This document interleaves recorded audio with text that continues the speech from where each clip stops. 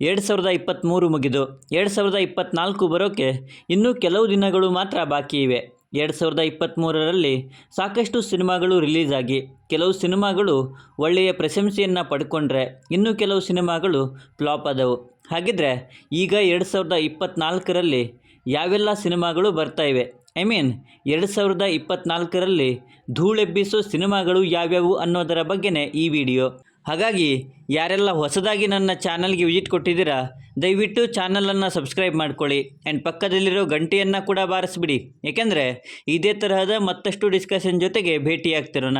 And ಈ video ನಿಮಗೆ ಇಷ್ಟ ಆದರೆ ನಾನು ನಿಮ್ಮ ಕಡೆಯಿಂದ ಬಯಸೋದು ಒಂದು ಲೈಕ್ ಮಾತ್ರ, ಅದನ್ನು ಕೂಡ ಕೊಟ್ಟು ವಿಡಿಯೋನ ಕೊನೆವರೆಗೂ ನೋಡಿ. ಯುವ, ಇದು ಸಂತೋಷ್ ಆನಂದರಾಮ್ ಅವರ ನಿರ್ದೇಶನದಲ್ಲಿ ಯುವರಾಜ್ ಕುಮಾರ್, ಸಪ್ತಮಿ ಗೌಡ ಅವರ ಮುಖ್ಯ ಪಾತ್ರದಲ್ಲಿ ಬರ್ತಾ ಇರುವಂಥ ಸಿನಿಮಾ. ಇದೊಂದು love action romantic drama cinema ಆಗಲಿದ್ದು ಈ ಸಿನಿಮಾ ಇದೇ ಡಿಸೆಂಬರ್ 22ಕ್ಕೆ ರಿಲೀಸ್ ಆಗಬೇಕಿತ್ತು. ಬಟ್ ಕಾರಣಾಂತರಗಳಿಂದ ಈ ಸಿನಿಮಾ 2024ರ ಮಾರ್ಚ್ 28ರಂದು ರಿಲೀಸ್ ಆಗೋದಕ್ಕೆ ರೆಡಿಯಾಗಿದೆ.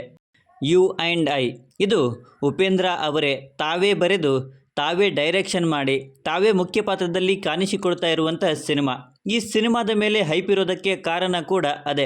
ಹೌದು, ಆಫ್ಟರ್ ಲಾಂಗ್ ಟೈಮ್ ಉಪೇಂದ್ರ ಅವರು ಡೈರೆಕ್ಷನ್ ಕ್ಯಾಪನ್ನು ಹಾಕ್ಕೊಂಡಿದ್ದಾರೆ ಆ್ಯಂಡ್ ಅದರಿಂದನೇ ಈ ಸಿನಿಮಾದ ಮೇಲೆ ಎಕ್ಸ್ಪೆಕ್ಟೇಷನ್ ಜಾಸ್ತಿ ಇದ್ದಾವೆ. ಆ್ಯಂಡ್ ಬಿಟ್ಟಿರುವ ಟೀಸರ್ ಕೂಡ ಜನರ ತಲೆಯಲ್ಲಿ ಹುಳವನ್ನು ಬಿಟ್ಟಿರೋದಂತೂ ನಿಜ.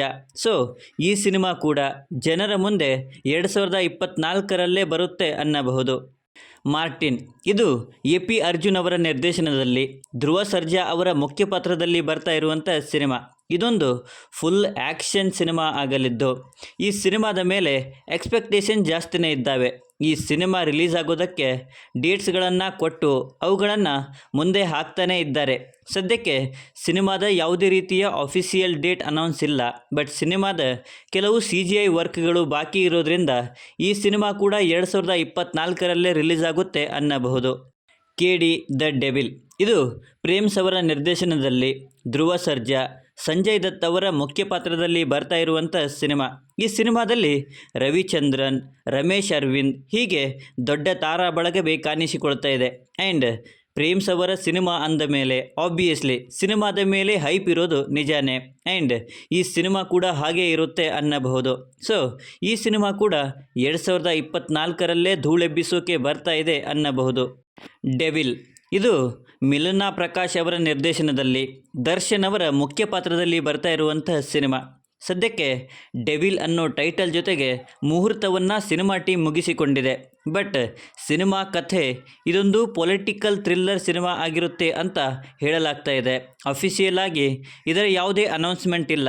ಬಟ್ ಈ ಸಿನಿಮಾ 2024ರಲ್ಲೇ ರಿಲೀಸ್ ಆಗುತ್ತೆ ಅನ್ನಬಹುದು. ಮ್ಯಾಕ್ಸ್, ಇದು ವಿಜಯ್ ಕಾರ್ತಿಕೇಯ ಅವರ ನಿರ್ದೇಶನದಲ್ಲಿ ಕಿಚ್ಚ ಸುದೀಪ್ ಅವರ ಮುಖ್ಯ ಪಾತ್ರದಲ್ಲಿ ಬರ್ತಾ ಇರುವಂಥ ಸಿನಿಮಾ.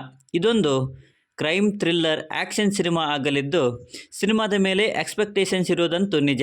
ಹೊಸ ಡೈರೆಕ್ಟರ್ ಆ್ಯಂಡ್ ಕಿಚ್ಚ ಸುದೀಪ್ ಅವರು ಈ ಸಿನಿಮಾದಲ್ಲಿ ಮುಖ್ಯ ಪಾತ್ರದಲ್ಲಿ ಕಾಣಿಸಿಕೊಳ್ತಾರೆ ಅಂದರೆ ಆಬ್ವಿಯಸ್ಲಿ ಸಿನಿಮಾ ನೆಕ್ಸ್ಟ್ ಲೆವೆಲಲ್ಲಿ ಇರುತ್ತೆ ಆ್ಯಂಡ್ ಬಾಕ್ಸ್ ಆಫೀಸನ್ನು ಧೂಳೆಬ್ಬಿಸೋದು ಪಕ್ಕ. ಸೊ ಈ ಸಿನಿಮಾ ಕೂಡ 2024ರಲ್ಲೇ ಬಾಕ್ಸ್ ಆಫೀಸನ್ನು ಧೂಳೆಬ್ಬಿಸೋಕೆ ಬರ್ತಾ ಇದೆ ಅನ್ನಬಹುದು. ಭೈರತಿ ರಣಗಲ್, ಇದು ಶಿವಣ್ಣ ಅವರ most expected upcoming cinema. Mufti director Narthan ಅವರು ಈ ಸಿನಿಮಾನ ಡೈರೆಕ್ಟ್ ಮಾಡ್ತಾ ಇದ್ದಾರೆ. ಶಿವಣ್ಣ ಅವರು ಈ ಸಿನಿಮಾದಲ್ಲಿ ಮುಖ್ಯ ಪಾತ್ರದಲ್ಲಿ ಕಾಣಿಸಿಕೊಳ್ತಾ ಇದ್ದಾರೆ. ಆ್ಯಂಡ್ ಈ ಸಿನಿಮಾದ ಮೇಲೆ ಎಕ್ಸ್ಪೆಕ್ಟೇಷನ್ಸ್ ಇರೋದಕ್ಕೆ ಈ ಕಾಂಬಿನೇಷನ್ನೇ ಕಾರಣ ಅನ್ನಬಹುದು. ಆ್ಯಂಡ್ ಅದಕ್ಕೆ ಮಫ್ತಿ ಸಿನಿಮಾ ನೋಡಿದ್ರೇ ಗೊತ್ತಾಗುತ್ತೆ. ಹೌದು, ಮಫ್ತಿ ಸಿನಿಮಾದಲ್ಲಿ ಭೈರತಿ ರಣಗಲ್ ಅನ್ನೋ ಕ್ಯಾರೆಕ್ಟರ್ನ ಶಿವಣ್ಣ ಅವರು ಪ್ಲೇ ಮಾಡಿದರು. ಆ್ಯಂಡ್ ಅದೇ ಹೆಸರಿನ ಮೇಲೆ ಈಗ ಸಿನಿಮಾ ಒಂದು ಬರ್ತಿದೆ ಅಂದರೆ ಆಬ್ವಿಯಸ್ಲಿ ಆ ಕ್ಯಾರೆಕ್ಟರ್ ಹಾಗಿತ್ತು. ಅದನ್ನು ನರ್ತನ್ ಅವರು ಅಷ್ಟೇ ಅಥೆಂಟಿಕ್ ಆಗಿ ಪ್ರೆಸೆಂಟ್ ಕೂಡ ಮಾಡಿದರು. ಆ್ಯಂಡ್ ಅದಕ್ಕೇ ಆ ಟೈಟಲ್ ಮೇಲೇ ಒಂದು ಸಿನಿಮಾ ಬರ್ತಿದೆ. ಆ್ಯಂಡ್ ಈ ಸಿನಿಮಾ ಕೂಡ 2024ರಲ್ಲೇ ರಿಲೀಸ್ ಆಗುತ್ತೆ. ಕರಟಕ ದಮನಕ, ಇದು ಯೋಗರಾಜ್ ಭಟ್ ಅವರ ನಿರ್ದೇಶನದಲ್ಲಿ ಶಿವರಾಜ್ ಕುಮಾರ್, ಪ್ರಭುದೇವ ಅವರ ಮುಖ್ಯ ಪಾತ್ರದಲ್ಲಿ ಬರ್ತಾ ಇರುವಂಥ ಸಿನಿಮಾ. ಈ ಸಿನಿಮಾದಲ್ಲಿ ಯೋಗರಾಜ್ ಭಟ್ರವರು 2 ನರಿಗಳ ಕಥೆಯನ್ನು ಹೇಳೋದಕ್ಕೆ ಹೊರಟಿದ್ದಾರೆ. ಬಟ್ ಕಥೆಯ ಮೂಲ ಏನು ಅನ್ನೋದು ಗೊತ್ತಿಲ್ಲ. ಸಿನಿಮಾ ಅಂತೂ ನೆಕ್ಸ್ಟ್ ಲೆವೆಲಲ್ಲಿ ಇರುತ್ತೆ ಅನ್ನೋದಕ್ಕೆ ಈ ಕಾಂಬಿನೇಷನ್ನೇ ಕಾರಣ ಅನ್ನಬಹುದು. ಸೊ ಈ ಸಿನಿಮಾ ಕೂಡ 2024ರಲ್ಲೇ ರಿಲೀಸ್ ಆಗುತ್ತೆ. 45 ಇದು ಅರ್ಜುನ್ ಜನ್ಯ ಅವರ ನಿರ್ದೇಶನದಲ್ಲಿ ಶಿವರಾಜ್ ಕುಮಾರ್, ರಾಜ್ವಿ ಶೆಟ್ಟಿ, ಉಪೇಂದ್ರ ಅವರ ಮುಖ್ಯ ಪಾತ್ರದಲ್ಲಿ ಬರ್ತಾ ಇರುವಂಥ ಸಿನಿಮಾದ ಟೈಟಲ್ಲೇ ವಿಚಿತ್ರವಾಗಿದೆ ಆ್ಯಂಡ್ ಸಿನಿಮಾ ಕೂಡ ಹಾಗೇ ಇರುತ್ತೆ ಅನ್ನಬಹುದು. ಅದರಲ್ಲೂ ಈ 3 ಜನ ಒಂದೇ ಕಾಂಬಿನೇಷನಲ್ಲಿ ಬರ್ತಾ ಇದ್ದಾರೆ ಅಂದರೆ ಆಬ್ವಿಯಸ್ಲಿ ಸಿನಿಮಾ ಅಂತೂ ನೆಕ್ಸ್ಟ್ ಲೆವೆಲಲ್ಲಿ ಇರುತ್ತೆ. ಆ್ಯಂಡ್ 2024ರಲ್ಲಿ ಅತಿ ಹೆಚ್ಚು ಎಕ್ಸ್ಪೆಕ್ಟೇಷನ್ ಜೊತೆಗೆ ಧೂಳೆಬ್ಬಿಸೋಕೆ ಈ ಸಿನಿಮಾ ಬರ್ತಾ ಇರೋದಂತೂ ನಿಜಾನೇ. ಕಾಂತಾರ ಅಧ್ಯಾಯ 1 ಇದು ಕಾಂತಾರ ಸಿನಿಮಾದ ಪ್ರೀಕ್ವೆಲ್ ಆಗಲಿದೆ ಆ್ಯಂಡ್ ಸಿನಿಮಾನ ರಿಷಬ್ ಶೆಟ್ಟಿಯವರೇ ಬರೆದು ಅವರೇ ಡೈರೆಕ್ಷನ್ ಮಾಡಿ ಅವರೇ ಮುಖ್ಯ ಪಾತ್ರದಲ್ಲಿ ಕಾಣಿಸಿಕೊಳ್ತಾ ಇದ್ದಾರೆ. ಕಾಂತಾರ ಸಿನಿಮಾ ವರ್ಲ್ಡ್ ವೈಡ್ ಯಾವ ರೀತಿಯ ಸದ್ದನ್ನು ಮಾಡಿತ್ತು ಅನ್ನೋದು ನಮಗೆಲ್ಲ ಗೊತ್ತೇ ಇದೆ. ಆ್ಯಂಡ್ ಈಗ ಕಾಂತಾರ ಅಧ್ಯಾಯ 1 ಬರ್ತಾ ಇರೋದು ಆಬ್ವಿಯಸ್ಲಿ ಈ ಸಿನಿಮಾ 2024ರಲ್ಲಿ ದೊಡ್ಡದಾಗಿ ಸದ್ದನ್ನು ಮಾಡುತ್ತೆ ಅನ್ನಬಹುದು. ಭಗೀರ ಇದು ಡಾಕ್ಟರ್ ಸೂರಿ ಅವರು ನಿರ್ದೇಶನ ಮಾಡ್ತಾ ಇರುವಂಥ ಸಿನಿಮಾ. ಈ ಸಿನಿಮಾದ ಕಥೆಯನ್ನು ಪ್ರಶಾಂತ್ ನೀಲ್ ಅವರು ಶ್ರೀಮುರಳಿಯವರಿಗೋಸ್ಕರ ಬರೆದಿದ್ದರು ಆ್ಯಂಡ್ ಶ್ರೀಮುರಳಿಯವರೇ ಈ ಸಿನಿಮಾದಲ್ಲಿ ಖಡಕ್ ಪೊಲೀಸ್ ಆಫೀಸರ್ ಆಗಿ ಮುಖ್ಯ ಪಾತ್ರದಲ್ಲಿ ಕಾಣಿಸಿಕೊಳ್ತಾ ಇದ್ದಾರೆ. ಇದೊಂದು ಆ್ಯಕ್ಷನ್ ಡ್ರಾಮಾ ಸಿನಿಮಾ ಆಗಲಿದೆ ಮತ್ತು ಸಿನಿಮಾದ ಟೀಸರ್ ರಿಲೀಸ್ ಆಗಿದ್ದು ಸಿನಿಮಾದ ಮೇಲೆ ಹೈಪನ್ನು ಕ್ರಿಯೇಟ್ ಮಾಡಿರೋದಂತೂ ನಿಜ.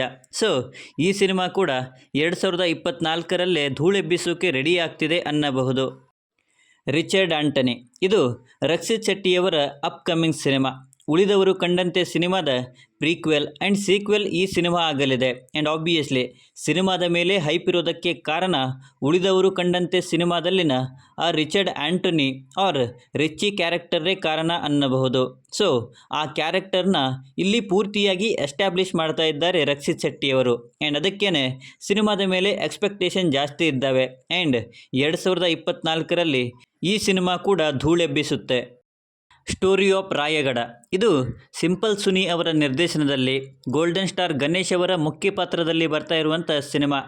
ಗೋಲ್ಡನ್ ಸ್ಟಾರ್ ಗಣೇಶ್ ಅವರ ಅಪ್ಕಮಿಂಗ್ ಅದರಲ್ಲೂ ಅತಿ ಹೆಚ್ಚು ಎಕ್ಸ್ಪೆಕ್ಟೇಷನ್ಸ್ ಇರುವಂಥ ಸಿನಿಮಾ ಇದು.